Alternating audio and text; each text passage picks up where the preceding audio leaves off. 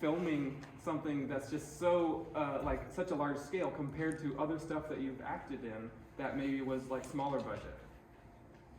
Well, first of all, I was like a fan of the Wonder Earth one. Actually, this is a sequel, right? And one day, and my agent said, "Okay, the front door want to see you." And I said, "You mean the Wonder Earth guy?" And he said, "Yeah." And he's going to do the Wonder Earth too, and he really wanted you to be in it. I think you're kidding me, right?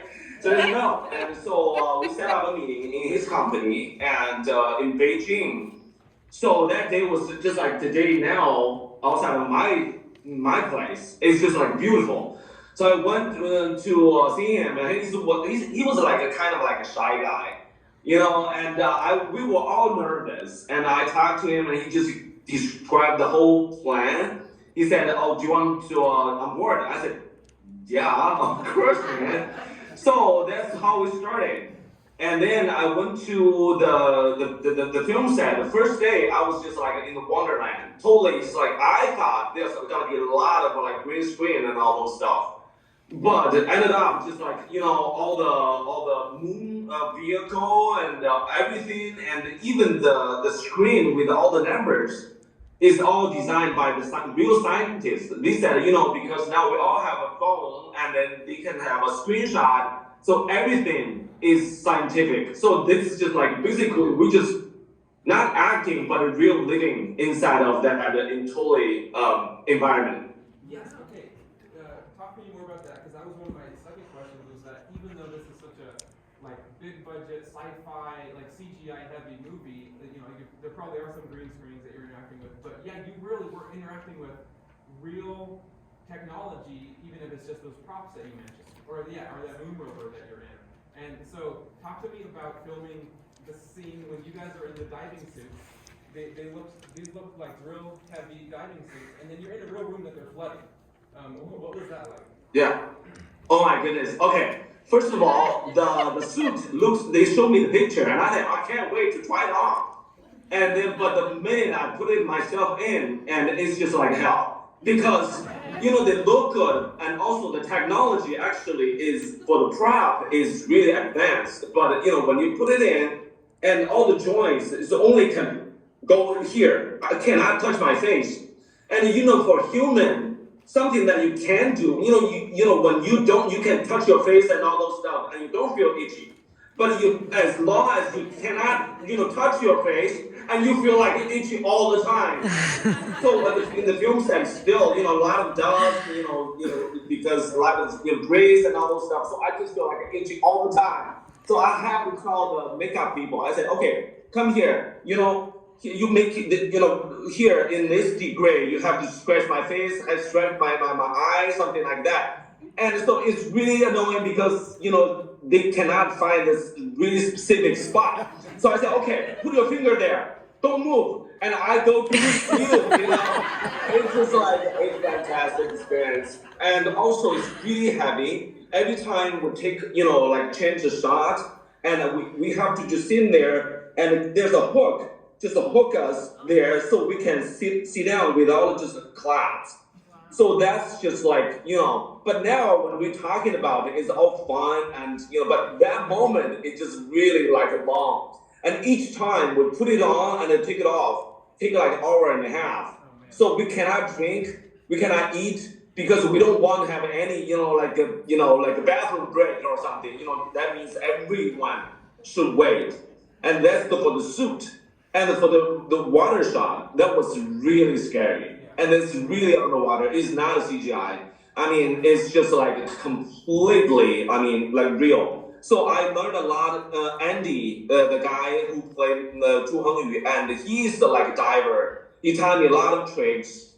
But still, like underneath the water, and the director said the last scene that Ma Zhao drowned and died, and he said we're going to have a long shot, long takes. So you hold your breath as long as you can. So I did. And even the how to see that, the security guy and was worried, and then he tried to dive in and save me, but eventually I just like got that take perfectly. And I told everybody, no smoking. That's gonna help. Yeah. So I hold it. Yeah, totally. Okay, you brought up Andy. What was it like acting almost the majority of your scenes with Andy Lau? I mean, he's a superstar. He gets the special like and with Andy Lau credit on this movie, you know, like, and so you had all your scenes Yeah. with him. Tell us what that's like. I don't know if folks here know just how big he is. I know him primarily from Infernal Affairs, which Scorsese over here in the States remade into The Departed. But Andy Lau has been in just so many films and just massive superstar, and you got to act scenes with him. What was that like acting with him? Well, he's like a mega star in like Asia, entire Asia, and some part Europe or some maybe the Chinese community or Asian community in America too. And so I was like basically grow up watching his film, and so then when the moment the director told me that my part mostly with the Andy, and I just thought you mean that Andy? I said yeah, that Andy. So, but we work together. He's really nice guy, and he's very like just maybe the first day I just feel like a little nervous, and then but it just like really just totally calm me down. And he talked about the character and how and also he asked talk about something like nothing related to the film and make me feel like he's just a friend. And he just like he's a very in character. So when we film, and eventually I just forgot he's a mega star. And one day we went to the premiere, and then so I just saw all the like the cameras and the fans and the surrounding him, and suddenly I just realized he's a superstar. So I said, Andy, can I give you a hug? He said, look at me, he said, something I'm weird. He said, why? I said, because I just realized you're the Andy. So it's just really great experience working with him. Yeah. Um,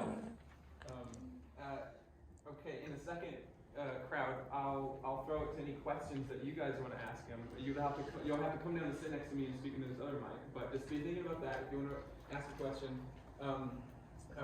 All right, so I want to talk to you about the computer, the 550 C, and then in the end 550W. Do you know HAL 9000 from 2001: Space Odyssey? The red light with the one eye, this all-thinking, all-knowing computer. Your character's storylines deals with this desire to extend human life. To like Andy Lau's character is kind of mourn the loss of his daughter, and kind of attain immortality through this technology. The first time I was watching your movie, I didn't know that you.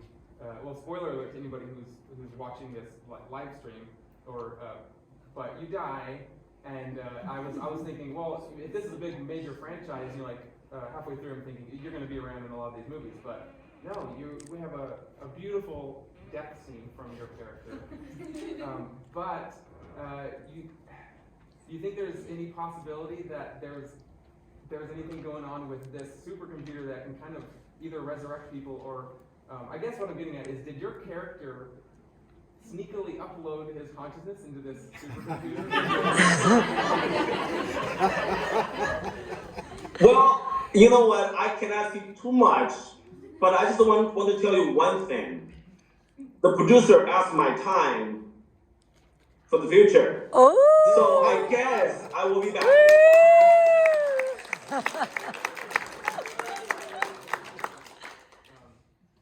I didn't even know that.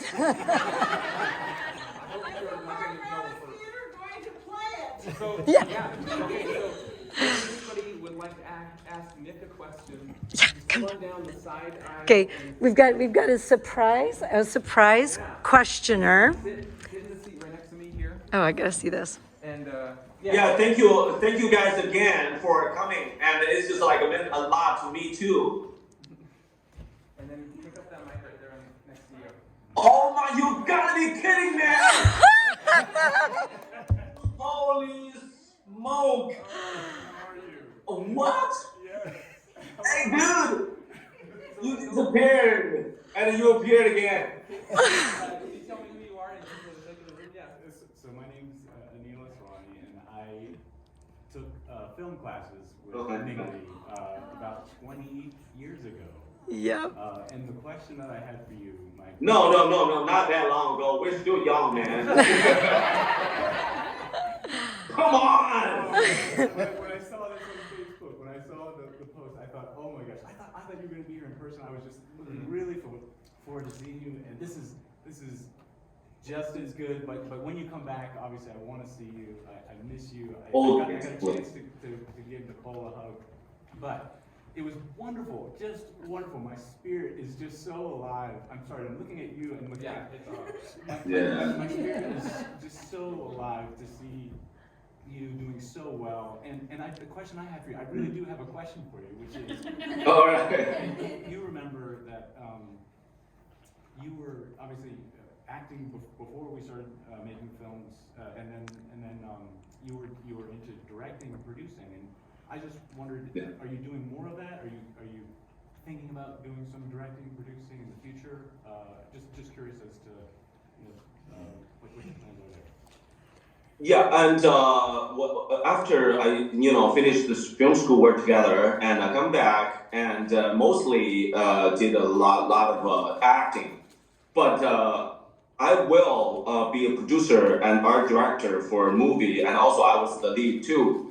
It's like I won't say indie film, but it's like very artsy kind of film. So yes, I will go in that direction too, but I won't give up acting either. So I will do like both in front of camera and behind the camera. So hopefully you will join on board, man. Yeah, we can work together.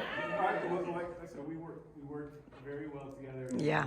I love that time. It is some of the best memories and times Yeah. of my life. So I just wanted to say I'm so happy for you.